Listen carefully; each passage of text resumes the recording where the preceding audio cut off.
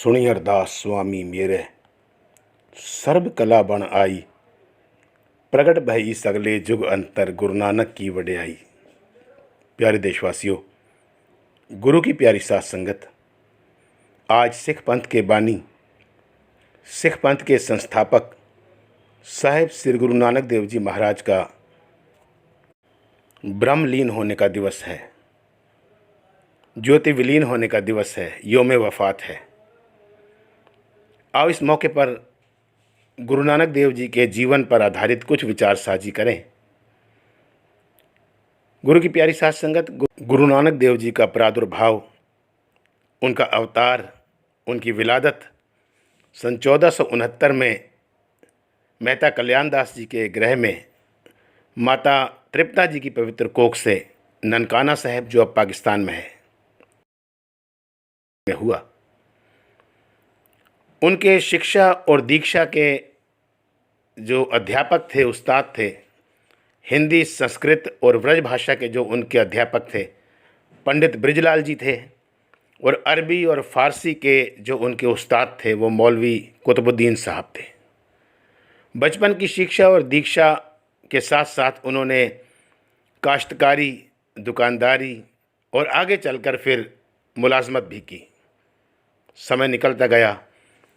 मैं आपसे एक अर्ज़ करूं कि गुरु नानक देव जी से 5 साल बड़े उनके बड़े बहन जी माता नानकी जी हैं, जो गुरु नानक देव जी से 5 साल बड़े थे। इस तरह समय निकलता गया। जब गुरु नानक देव जी 12 वर्ष के हुए तो उनके पिता ने दुकानदारी के लिए, तो वहाँ की किराना की थोक बाज़ार था, वो चूड़काना में था, जिसका नाम अब बदल कर फ़र्रुखाबाद हो गया है। आज भी वहाँ पर थोक बाज़ार है, किराना की थोक मंडी है। गुरु नानक देव जी को वहाँ 20 रुपये देकर भेजा कि आप जाकर दुकान के लिए सामान ख़रीदारी कर ले आएँ। गुरु नानक देव जी अपने घनिष्ठ मित्र, प्यारे दोस्त भाई मर्दाना जी, जो कि एक मुस्लिम थे, उनके साथ फ़र्रुखाबाद या चूड़काना मंडी में गए तो रास्ते में कुछ ज़रूरतमंद लोग उन्हें मिले जिनको भोजन की ज़रूरत थी। गुरु नानक देव जी ने अपने मित्र से कहा कि मित्र मर्दाना जी, इससे बड़ा और ख़ूबसूरत तजारत कारोबार क्या होगा कि एक ज़रूरतमंद को उनके लिए भोजन उपलब्ध कराया जाए। उन्होंने 20 रुपये का वो भोजन तैयार करके उन ज़रूरतमंद लोगों को छका दिया या खिला दिया। तो प्यारे देशवासियों, आज तक लगभग 550 साल से भी ज़्यादा हो गया इस घटना को। गुरु नानक देव जी ने 20 रुपये का लंगर ज़रूरतमंदों को खिलाया था। और सिख रिवायत में, सिख मर्यादा में आज ये एक विरासत बन गई है कि हर गुरुद्वारा साहब में आपको आज 550 साल बाद भी इस रिवायत, इस परंपरा के चलते लंगर मिलता है। समा प्यारे देशवासियों और आगे चलता गया। जब गुरु नानक देव जी 18 साल के हुए तो उनकी शादी, उनका विवाह ज़िला बटाला निवासी भाई मूलचंद जी और माता चंदो जी की लाडली बेटी माता सुलखनी जी के साथ हुआ। समय और निकला।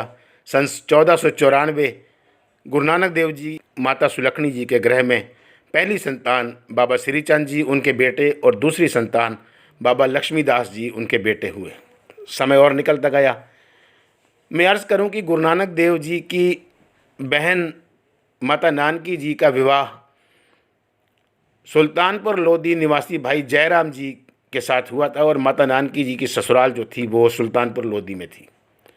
सुल्तानपुर लोधी के जो नवाब थे उस वक्त के, नवाब दौलत ख़ान, उनसे बात करके गुरु नानक देव जी की जॉब भाई जयराम जी ने सुल्तानपुर लोधी के नवाब दौलत ख़ान के राशन स्टोर, जिसको उस वक्त मोदी खाना बोला जाता था, उसमें भाई जयराम जी ने गुरु नानक देव जी की जॉब सुपरवाइज़र के तौर पर लगवा दी। समय निकलता गया। भाई मर्दाना जी घनिष्ठ मित्र थे गुरु नानक देव जी के बचपन के। वहीं सुल्तानपुर लोधी में ही गुरु नानक देव जी ने अपने घनिष्ठ मित्र भाई मर्दाना जी के साथ मिलकर एक अहम फैसला लिया, क्योंकि राह रूहानियत में, धर्म मार्ग में जो अज्ञानता का अंधेरा फैला था, इस अज्ञानता के अंधेरे से समाज को बाहर निकालकर ज्ञान के प्रकाश की ओर लेके जाना था। इसी मंसूबे को मन में रखते हुए उन्होंने सन 1507 से लेकर 1515 तक की एक बहुत बड़ी यात्रा 8 साल की करी, जिसमें उन्होंने पहले वो अपने मम्मी पापा, माता पिता से मिलने ननकाना साहब गए, फिर हरिद्वार, नानक मता साहिब, रीठा साहिब, उसके बाद बनारस, प्रयागराज, ये सारे पवित्र स्थान दर्शन करते हुए, यहाँ तक कि विदेश अब जो हो गया ढाका, बांग्लादेश की राजधानी, वहाँ नेपाल, श्रीलंका, ये सब दर्शन करते हुए और धर्म उपदेश देते हुए गुरु नानक देव जी लगभग आधे से ज़्यादा देश का भ्रमण उन्होंने किया और 1515 में वो वापस सुल्तानपुर लोधी आए। 1517 में फिर उन्होंने दूसरी लंबी यात्रा प्रारंभ की प्यारे देशवासियों, जो कि तिब्बत, भूटान, नेपाल, श्रीलंका, जो कि तिब्बत, नेपाल, भूटान और कश्मीर का बहुत बड़ा हिस्सा गुरुजी ने, ये साल सवा साल की उनकी यात्रा रही। और अचल बटाला होते हुए, अनंतनाग होते हुए गुरु नानक देव जी फिर जो है वापसी सुल्तानपुर लोधी आए। जब 1518 में फिर जाने लगे प्यारे देशवासियों, तो उनकी बड़ी बहन माता नानकी जी ने कहा कि वीर अब मत जाओ, क्योंकि मुझे लग रहा है कि मेरी ज़िंदगी की आखिर आ गई है। ये ना हो कि आप बाहर हो तो मैं यहाँ पर आपका इंतज़ार करते करते इस फ़ानी दुनिया से रुखसत हो जाऊँ। गुरु नानक देव जी समझ गए, रुक गए। वही बात हुई, कुछ समय बाद ही सन 1518 में उनकी बड़ी बहन बेबे नानकी जी इस सांसारिक दुनिया को त्याग कर ज्योति विलीन हो गई। उनके स्वर्गवास होने के कुछ दिन बाद ही उनके बहनोई साहब जीजा जी भाई जयराम जी भी अकाल चलाना कर गए, इस दुनिया से विदा हो गए। गुरु नानक देव जी ने बहन और बहनोई का अंतिम संस्कार अपने हाथ से किया सुल्तानपुर लोधी में, और वहीं पर ही उनकी अस्थियों को बेई नदी में प्रवाहित किया। गुरु नानक देव जी तीसरी बड़ी यात्रा के लिए तैयार हुए सन 1518 से 1521।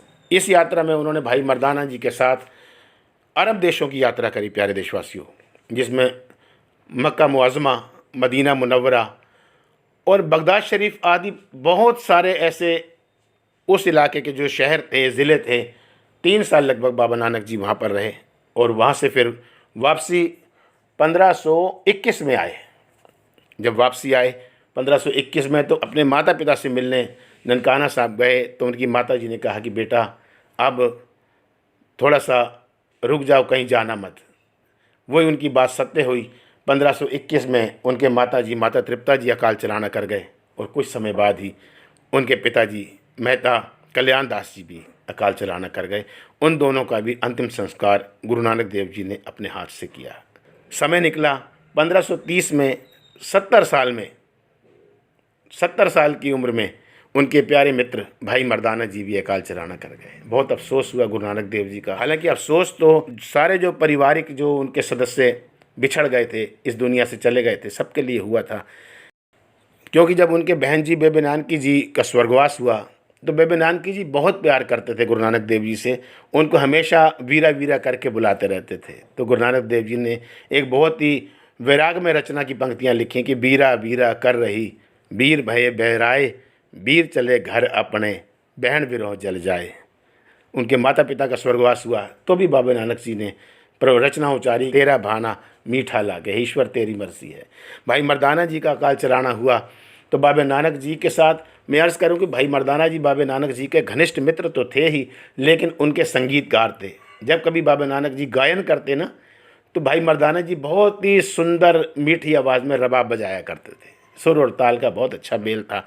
जब भाई मर्दाना जी का अकाल चलाना हुआ 70 साल की उम्र में सन 1530 में, तो गुरु नानक देव जी ने अपनी एक रचना में वैराग्य में पंक्तियाँ अंकित करी कि टुट्टी तंत रबाब की, वजह नाही विजोग, विछड़े आ मेले प्रभु, नानक कर संजोग। उन्होंने उस परमात्मा से प्रार्थना की कि मेरा तो संगीत, मेरा मौसीकी मेरे से चली गई, संगीत मेरे से चला गया, क्योंकि भाई मर्दाना जी नहीं रहे तो मैं अब कैसे गाऊंगा। हे ईश्वर, आगे कभी भी मुझे आप ज़िंदगी देना तो हमेशा मुझे भाई मर्दाना जी जैसा ही दोस्त मेरे साथ मुझे देना। प्यारे देशवासियों, 1530 में भाई मर्दाना जी की वफ़ात के बाद गुरु नानक देव जी लगभग 1521 से लेकर 1539 तक करतारपुर साहब में रहे और 1539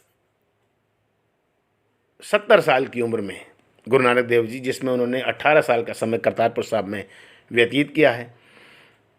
70 साल की उम्र में गुरु नानक देव जी करतारपुर साहब में ही पवने में पवन समाया, ज्योति में ज्योत रजाया। आज के दिन 20 सितंबर सन 1539 गुरु नानक देव जी करतारपुर साहब में ब्रह्मलीन हुए, ज्योति विलीन हुए, वफ़ात फरमा गए। अर्थात 20 सितंबर सन 1539, जिसमें उन्होंने सबसे अधिक समय 18 साल करतारपुर साहब में व्यतीत किए, वहीं काश्तकारी की और वहीं धर्म उपदेश दिया, वहीं सारी दुनिया को, सारे देशवासियों को एक ईश्वरवादिता का उपदेश दिया, तौहीद का उपदेश दिया। और आज के दिन गुरु नानक देव जी इस फानी दुनिया से रुखसत होकर प्रभु के चरणों में जा विराजे। जन्म मरण दूहूँ मैं नाही, जन पर उपकारी आए, जी दान दे भक्ति लाइन, हर स्यों लैन मिलाए। प्रबंधक कमेटी गुरुद्वारा गुरु नानक दरबार, सिविल लाइन, रामपुर, उत्तर प्रदेश की तरफ से साहिब श्री गुरु नानक देव जी महाराज को कोटि कोटि नमन, खिराज अकीदत। ज्यों जल में जल आए खटाना,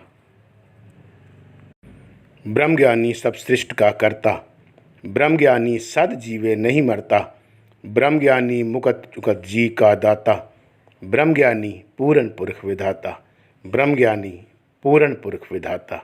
वाहिगुरु जी का खालसा, वाहिगुरु जी की फतेह।